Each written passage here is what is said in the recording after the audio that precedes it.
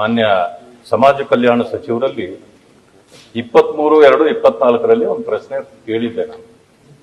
ಅವತ್ತು ಹೇಳಿದ್ರು ಶಾಲಾ ವಿದ್ಯಾರ್ಥಿಗಳಿಗೆ, ಬಾಲಕರಿಗೆ ನಿರ್ಮಲಾ ಕಿಟ್ ಮತ್ತು ಬಾಲಕಿಯರಿಗೆ ಸ್ಫೂರ್ತಿ ಕಿಟ್ಗಳನ್ನು ಸರಬರಾಜು ಮಾಡೋ ವಿಚಾರನ ಕೇಳಿದ್ದೆ.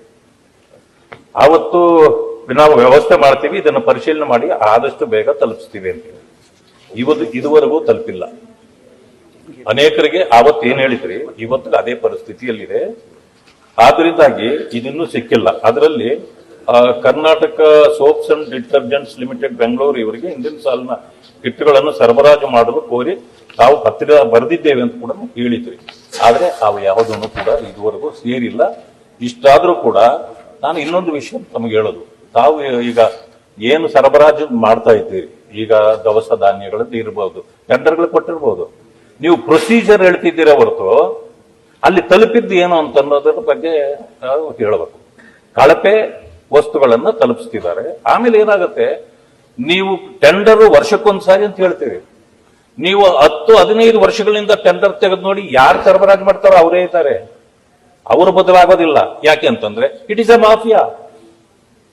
ಇದು ಒಂದು ಮಾಫಿಯಾ ನಡೀತಾ ಇರತಕ್ಕಂಥದ್ದು. ಆ ಕಾರಣದಿಂದಾಗಿ ನೀವು ಟೆಂಡರ್ಗಳನ್ನ ಒಬ್ಬರು ಕೊಟ್ಟಿದ್ರೆ ನೀವು ಈ ಸಾರಿ ಕೊಡಲ್ಲ ಅಂತಂದ್ರೆ ಅವ್ರನ್ನೇನಾದ್ರೂ ನೀವು ಬ್ಲಾಕ್ ಲಿಸ್ಟ್ ಮಾಡಿದ್ರೆ ನೆಕ್ಸ್ಟ್ ಇನ್ನೊಂದು ಹೆಸರಿನಲ್ಲಿ ಅವರೇ ತಗೊಳ್ತಾರೆ ಹೊರತು ಅದನ್ನ ಪರಿಶೀಲನೆ ಮಾಡೋರು ಯಾರು?